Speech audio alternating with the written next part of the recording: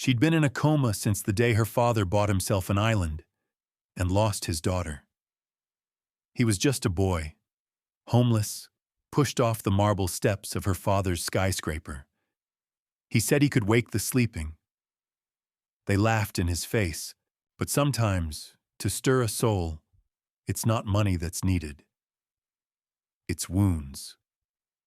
The boy stood barefoot in the alley behind the clinic, one hand gripping the frayed strap of his backpack, the other holding out a folded piece of paper.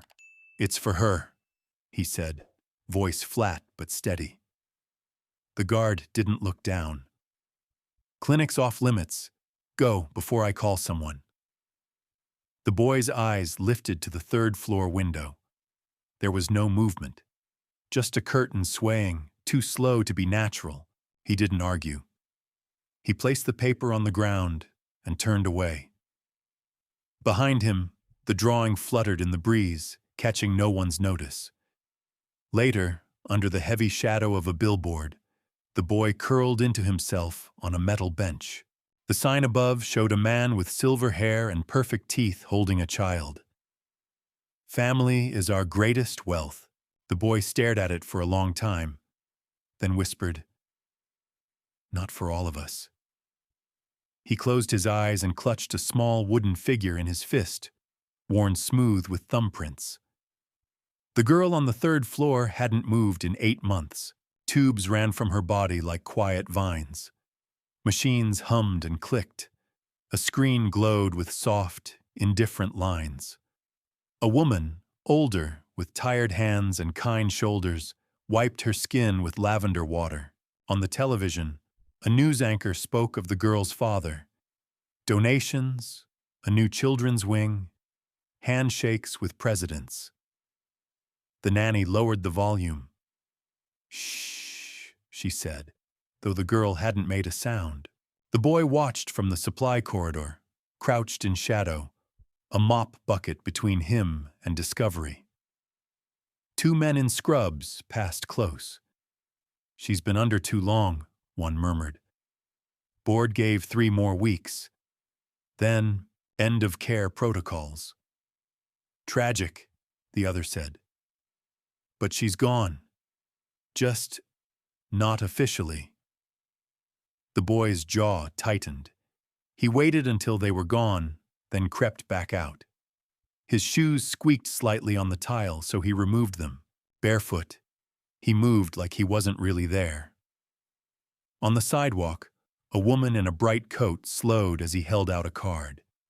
It had a child's drawing and 5 words. "I can talk to sleepers." She recoiled.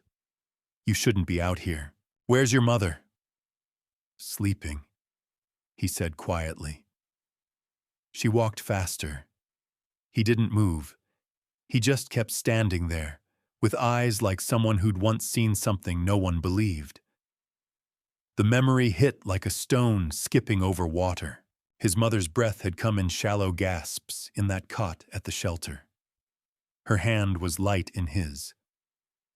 "Can you hear me leave?" she had asked. "Listen to people, baby. They don't always use words." He had listened. He still did. That night, under the window where the girl lay, the boy sat cross-legged and began to speak. Soft, like rain in leaves. But not speaking. Almost singing. "You're not alone," he whispered. "The world is still here, and I'm still here."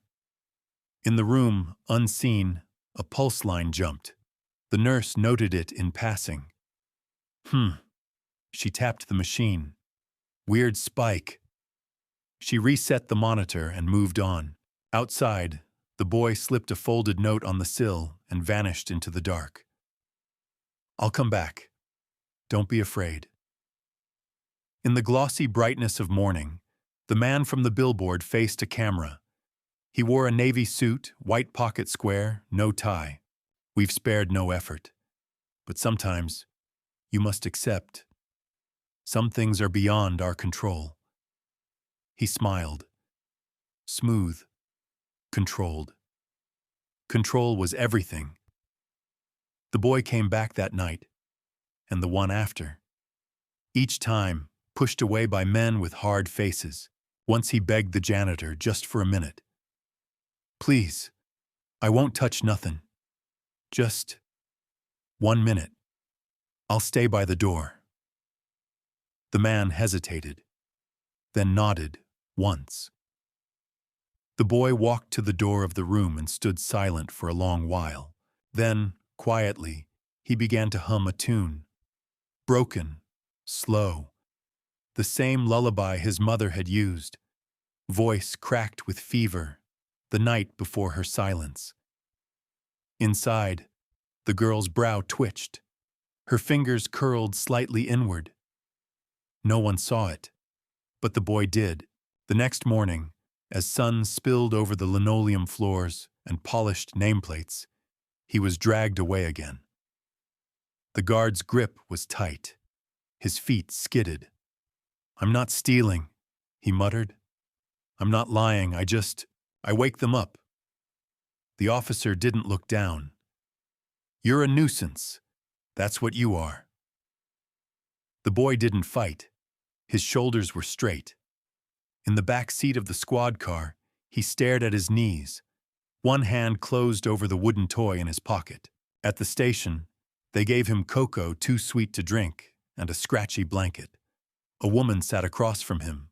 Social worker, thin necklace, tired mascara. She started with forms. He didn't answer. Then she asked, gently, "Who is the girl?"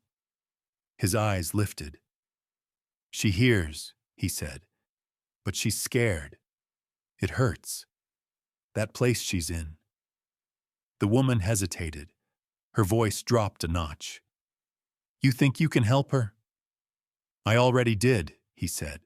But now, she needs someone else."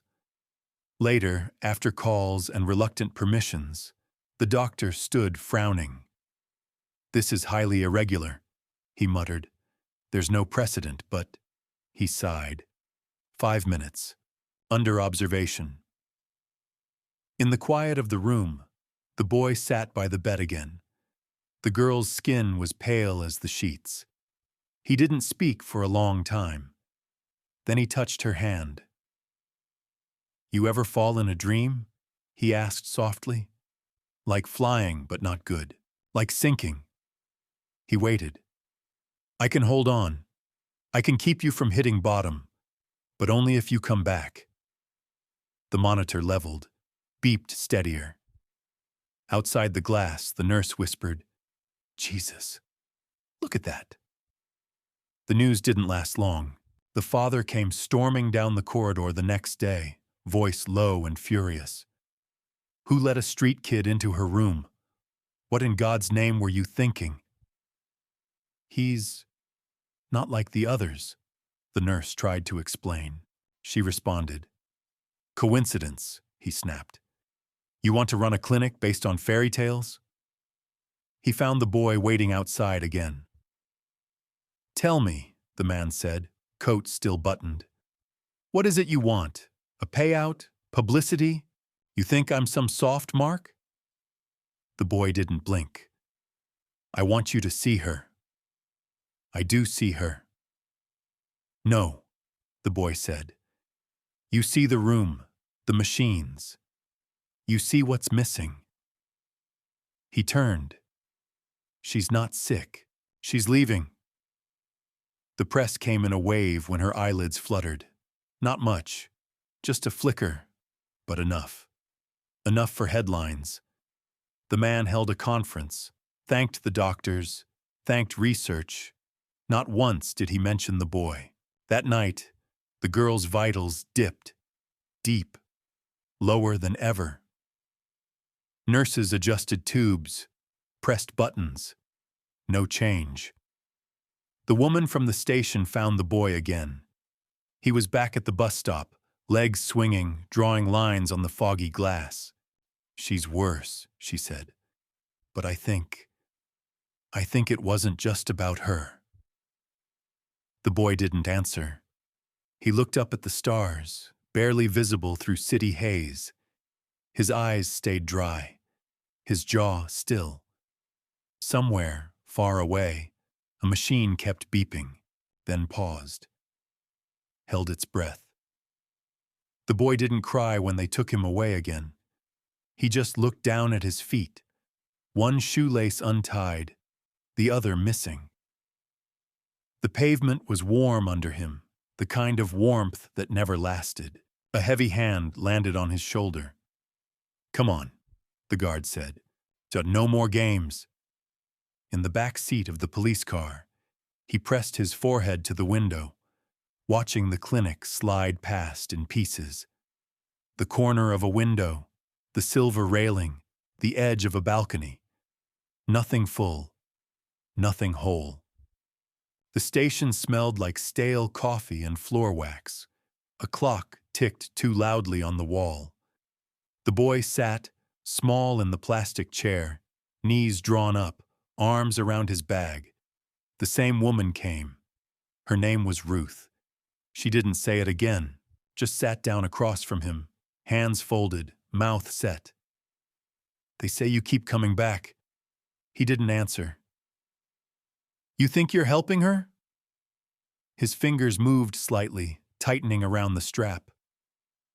"I don't think," he said. "I hear." She blinked. "You hear her?" He nodded. "She says she's afraid, that it hurts to be close to waking." Ruth shifted in her chair. "That sounds like something someone told you." "No," he said. "That's what it feels like." There was silence between them. Then he added, "You don't always need words. You just have to stay still long enough." Her mouth twitched. Not quite a smile, but not nothing either. Then her eyes softened in a way he wasn't used to. "My mom was like that," he said after a while. "She didn't talk much near the end, but I could hear her anyway." He looked at his hands. The last thing she said was, "You gave me a chance to say goodbye." Ruth leaned back just slightly. The light above them flickered. For a second, they just sat in it. That afternoon, she went to the clinic alone. Inside, fluorescent lights buzzed and machines beeped like bored birds. The doctor was there, arms folded, brow low. "This is absurd," he muttered. "He's a child. We are a medical institution, not a campfire circle."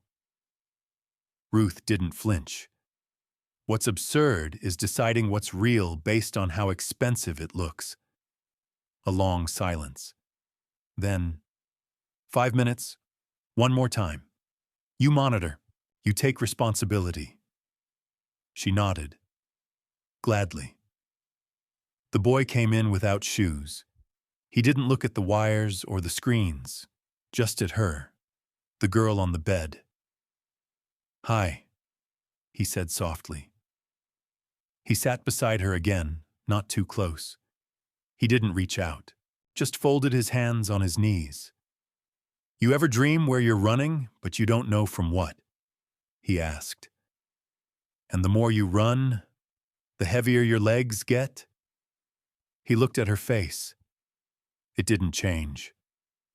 "I think you're tired," he said, "but you're not alone." A long moment passed, then another.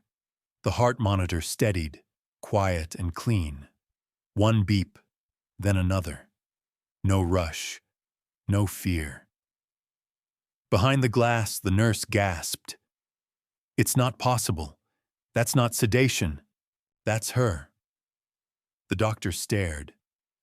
How the hell is he doing that? No one had an answer. They didn't let him back after that. Orders from higher up. Security was doubled, cameras checked. He wasn't on the list. He came anyway, and was thrown out. Again. By morning, the father had heard. He stormed into the ward, shoes tapping hard on the floor. He didn't ask for the boy's name. Didn't need it. He had a folder, a photo, and a warning for the staff. "If he sets foot in this building again, I want charges pressed." No one argued. That night, the father stood in the room alone. His daughter hadn't moved. Her fingers had curled once, days ago.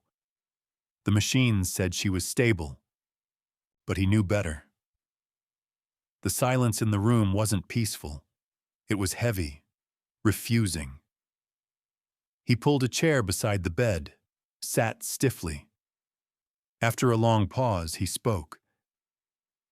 "You know, I thought I gave you everything." His voice cracked, just slightly. "Big house, private school, security. I thought that was what good fathers did." He swallowed. "But I wasn't, there. Not really. I thought building more meant loving more." His voice dropped. "I was wrong." He leaned forward, elbows on knees. "I'm not good at this," he said. "But I'm here now. If you come back, I'll learn." Nothing changed, but he didn't get up. The next morning, the boy was gone. No one knew where. Then, just after lunch, Ruth found him sitting behind the dumpster near the bakery. He was feeding crusts to a pigeon with one foot. She crouched next to him. "She's waiting," she said. He didn't look at her.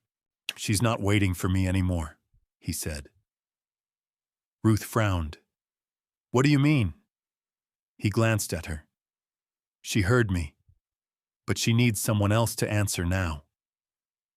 Ruth stood. A few hours later, the father came to the bench near the stoplight. No driver, no assistant, just him. He sat beside the boy. Neither spoke at first. Then, "Do you still hear her?" The boy nodded. "Sometimes." "Can you tell what she wants?" "She wants to be held, not talked at." The man's hands gripped his knees. "I don't know how. She doesn't need perfect, just real." They sat for a while, then walked back together. In the room, the machines ticked. The lights were soft. The boy didn't go near the bed. He stopped at the door and looked back. "Yeah, go," he said. "Sit. Take her hand." The man did. Slowly, awkwardly. "Close your eyes," the boy added. "Don't talk." The man obeyed. There was silence. Long, so long it started to feel holy. Then, a breath, soft, different, and the beat of her heart, steadier, lighter. The man opened his eyes. Her lashes twitched. He looked at her, mouth slightly open. The boy stepped away from the door. Didn't wait for a thank you. Didn't expect one. Outside, the air smelled like rain. A child laughed somewhere. Someone shouted across the street. The boy walked with his head down, one hand still in his pocket, holding that wooden toy. Behind him, the world began to shift. Just a little, and in a quiet room, a girl's heart kept going. Not louder, but stronger. The chair by the bed creaked as he sat again. Not as a visitor, not as a man with power, but as a father who had missed too much. The machines continued their quiet counting, but he didn't look at them. He looked at her. The curve of her cheek, the way a strand of hair had slipped from the braid the nurse always redid in the mornings. His hand reached for hers. "I don't have the words," he said, "but I don't think you need them anymore." His voice wasn't smooth now. It caught like an engine trying to turn in the cold. "I kept trying to fix everything around you. I didn't see that maybe what you needed was just me." Outside, the hallway hummed with passing carts and distant pages, but inside the room, it was still. Just their breath and the light between them. She didn't open her eyes, but her fingers moved. Barely. He felt it. His own hand gripped hers tighter, not too tight, just enough to say, "I'm here. Now I'm here." And he stayed. When he left the room, it wasn't to give orders or shake hands or review numbers. He found the boy sitting alone behind the building, in the same place he'd first been chased away. A shoelace was tied around the strap of his backpack now. Not functional, just there. The boy looked up when the man approached, but didn't stand. "I don't have guards," the man said. "Didn't ask for any." The man nodded slowly. Then, she moved again. It wasn't a twitch this time. She held on. The boy didn't smile, just blinked. "She was waiting for you," the man said. "No," the boy said. "She was waiting for you to see her." The man sat down on the low wall beside him. His suit wrinkled, but he didn't adjust it. His shoes dusted with leaves. "I've been building things for so long. I forgot what it meant to just be with someone." He looked at the boy. "Can you help me do that?" The boy nodded once. "Start with silence. Most people never hear anyone because they're too loud." That night, they returned to the room together. The nurse didn't question it. She just stepped back. The man took his daughter's hand again. The boy stood near the window, watching the lights of the city flicker like slow, tired stars. Then he turned. "Now close your eyes, and don't try to fix anything." The man did. A pause. Then the girl moved her head, just slightly. Her lips parted. No sound came, but it didn't matter. Her father's breath caught. He leaned in, forehead to hers. "I'm here," he whispered. "Take your time." Behind him, the boy stepped out. The wind was cool that night, the kind that smelled like rain and trains and the beginning of something. By morning, the world had started asking questions. Reporters swarmed the hospital again. But this time, the man didn't hide. At the podium, his voice was different. He didn't smile for the cameras. He didn't thank sponsors. He said, "A boy with no home reminded me what it means to show up. Not with answers, just presence." Flashes went off. A voice asked, "What was his name?" "He didn't tell me," the man said. "Didn't need to. What matters is that he listened, and I didn't." Silence hung in the room like breath before a storm. Later that week, they offered the boy a place to stay, clean clothes, school if he wanted it. He looked up at the man. "I don't want anything," he said, "unless it's for others too." The man frowned slightly. "Others? There are more like me. You just don't see them. Yet." The man nodded. "Then let's start seeing them." In the clinic, the girl opened her eyes. She didn't speak. She didn't need to. She smiled. Outside her window, the boy was already walking away. He paused, looked back, lifted a hand in a small wave. She lifted hers too. They didn't need words.